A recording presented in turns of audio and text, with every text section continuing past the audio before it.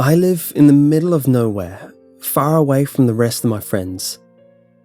I have to wake up very early in the morning to catch my bus, and I usually eat my breakfast as it's bringing me to school. I don't have any brothers or sisters. There's just me, Ziggy the cat, and my dad. And then there's Martha, the chronically ticked off woman who insists that I call her my mother. But lately, I don't feel so inclined to do so. She's hardly ever around because it seems like she works every day of the goddamn week. As soon as she comes home, the first thing she does is find a reason to start yelling at me or cry about something. No rational human being hates their job that much, and no one is forcing her to continue working there. There's the paycheck, I guess, but no amount of pay seems worth sacrificing the respect of your family.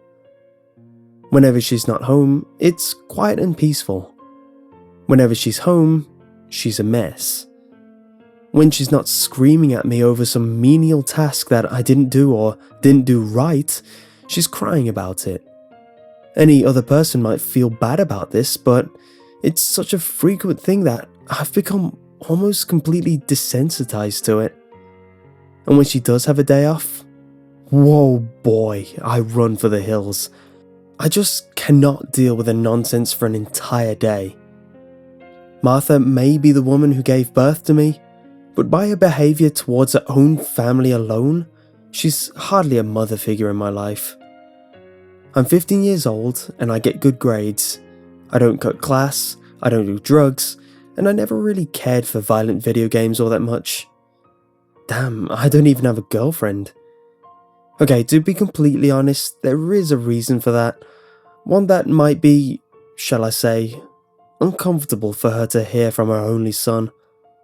But if she's always coming home so upset and ticked off over nothing, there's no way in hell I'm ever going to consider coming out to her. Martha is never happy, and I'm starting to think that something might actually be very seriously wrong with her. My dad doesn't want to talk about it with me.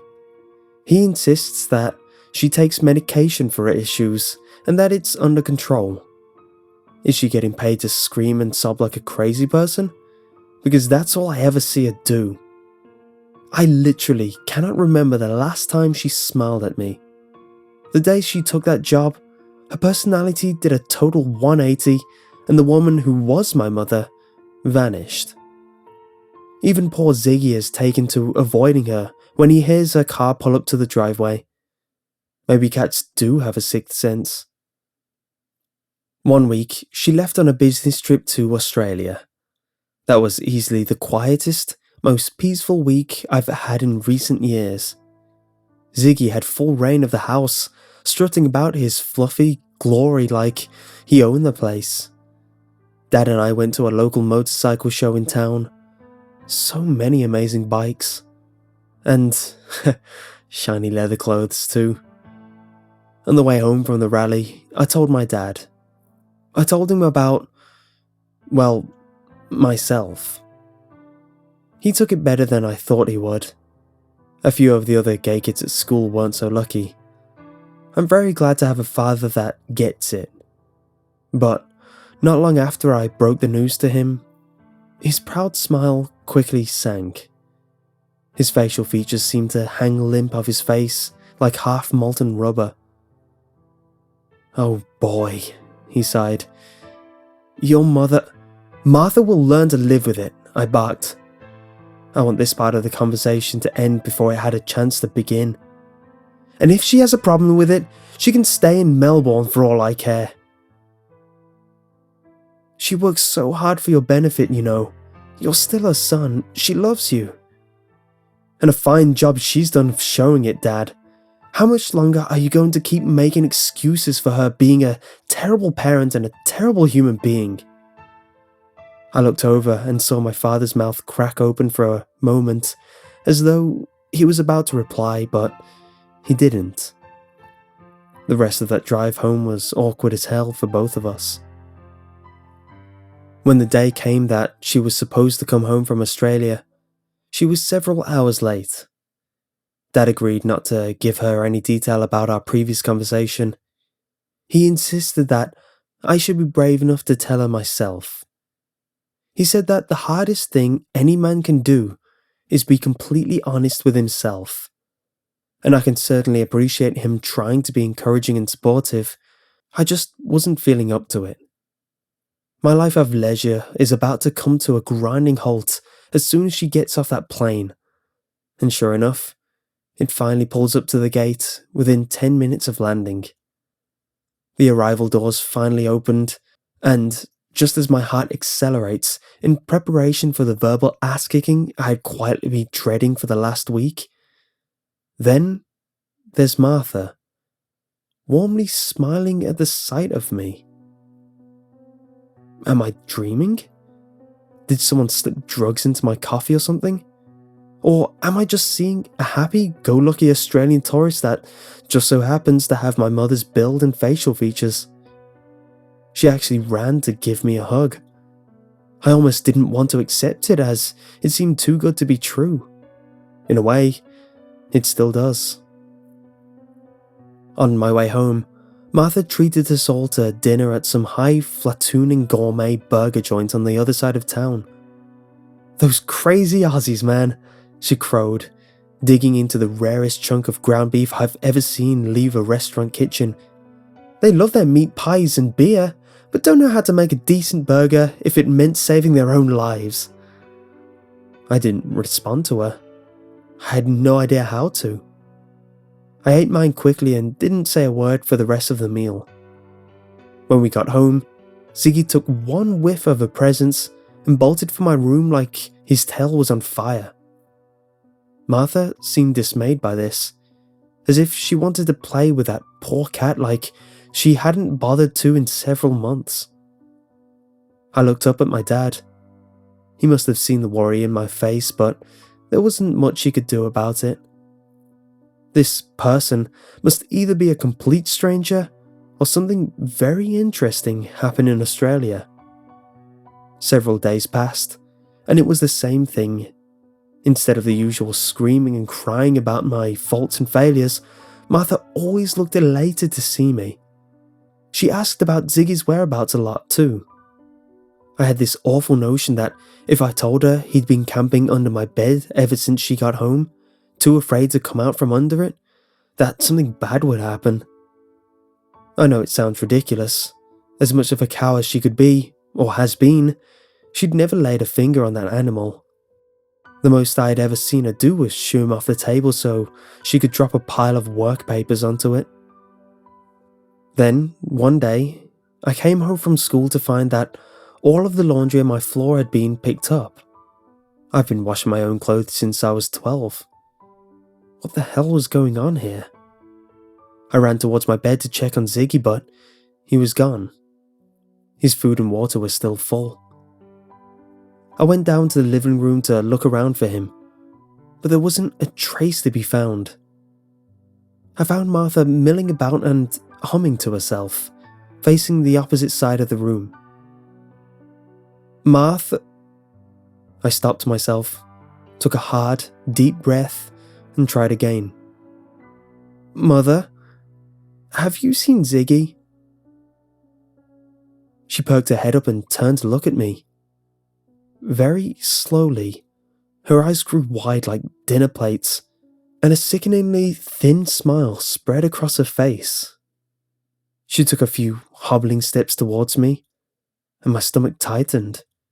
But then she stopped in her tracks. "Dear," she spoke. Her voice vibrated with a saccharine sweet resonance I don't think I've ever heard since I was little.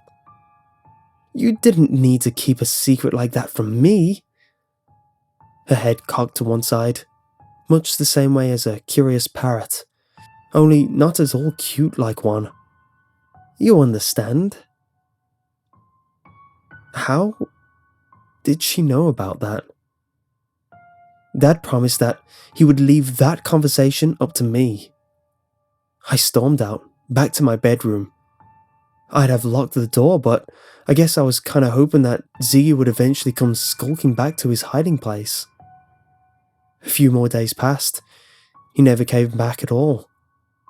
I posted flyers all over town, but no one had spotted him. I spent the next week either staying after school intentionally or hiding in my room.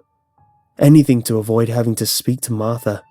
Or, for all I knew, this stranger pretending to be Martha.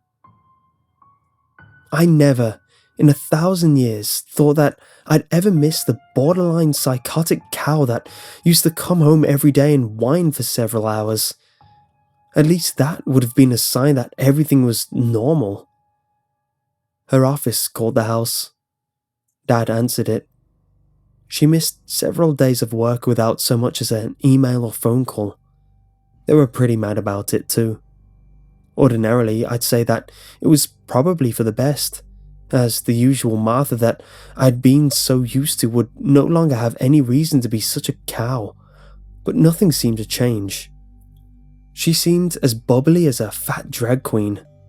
Always seemed so happy to see me and never hesitated to let me know about it. I started shirking my household chores, seeing if I could annoy her intentionally. She barely seemed to notice. She just cracked that hair-thin smile that would make my skin crawl. This continued for another week. The round of bills came due and Dad was left to wrestle with them while dodging a few collectors. One night, I accidentally answered the phone call meant for my dad. He urged me to stay off the phone as he didn't want to bother with creditors calling him. But it wasn't a collector who called. The man on the other line had a thick, whiny-sounding accent. He said he was calling from Melbourne, Australia. He also said that it was urgent that he be put in touch with my father right away. "Is your father with you?" he insisted. "I'm with the Melbourne Metropolitan Police.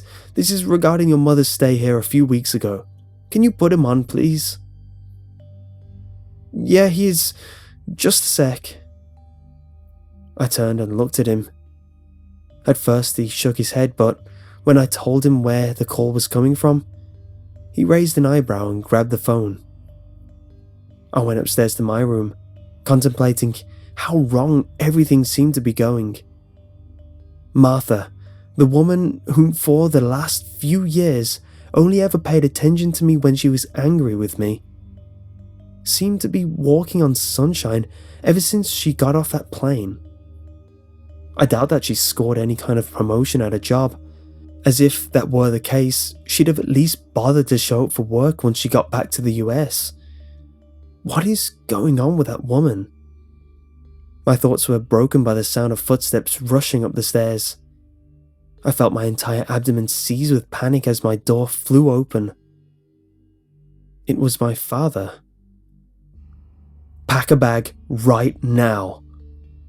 His face was grey and rigid like concrete, but I didn't question him.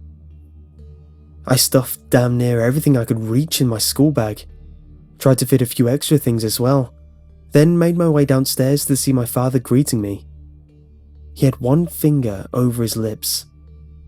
Obviously, he wanted me to be quiet from here on out. I could only mouth the words, "Dad, what is it?" But he only shook his head and motioned me towards the garage. We crept past the porch door, and then there's Martha, perfectly motionless, staring up at the rising moon. Quietly closing the door behind us, Dad insisted that I get into the car. As soon as the garage was open enough to do so, Dad hit the gas and we took off into the darkness of the night. "Dad," I cried, "Ziggy could be around here somewhere." "Ziggy's dead," he snapped back, a slight wobble in his voice. I found what was left of him in the backyard yesterday." I swear, I felt my heart stop. My little furry friend, gone. Terrible sadness overtook me. But what does this have to do with us taking off in such a hurry? "What about—" "That's not your mother," he interrupted. Now there were tears in my father's eyes. The Melbourne police told me they found a body about an hour ago.